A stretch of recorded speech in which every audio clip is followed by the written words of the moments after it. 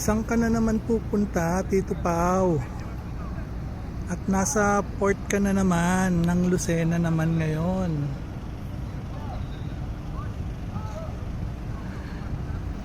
We're going to Marinduque! Woot woot!